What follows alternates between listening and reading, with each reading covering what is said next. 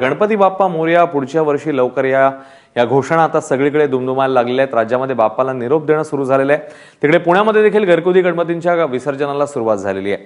भाविक मोठ्या भक्तिभावाने आपल्या बाप्पाला निरोप देताना दिसतात। घरगुती गणपतींसोबतच छोट्या मोठ्या मंडळांनी देखील आपल्या बाप्पाला निरोप द्यायला सुरुवात केली आहे। बघूया।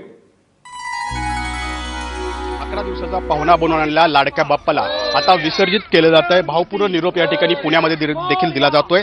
घरगुती गणपती या ठिकाणी आपण पाहतोय विसर्जित करण्यासाठी सर्व गणेश भक्त जे आहेत ते आता घराबाहेर पडले आहेत। पावसाची हजेरी आहे, मात्र बाप्पाला या ठिकाणी भावपूर्ण निरोप देण्यासाठी सर्वच भाविक जे आहेत ते बाहेर आलेले या ठिकाणी आपणास पाहायला मिळतंय। या ठिकाणी केमिकलचा एक पर्याय समोर आलेला आहे।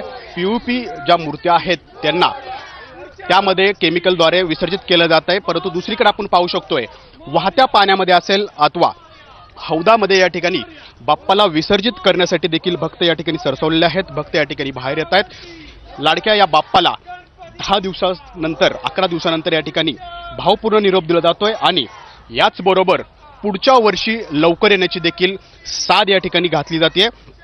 सर्व भक्त जे आहेत इतक्या पावसामध्ये जे आहेत ते या ठिकाणी बाहेर आलेले दिसत आहेत आणि या ठिकाणी आता बाप्पाला विसर्जित केलं जाणार आहे आणि ही आता सुरुवात झालेली आहे। दिवसभर आपणास अशाच पद्धतीनं बाप्पांना भावपूर्ण निरोप दिल्याचं पाहायला मिळणार आहे।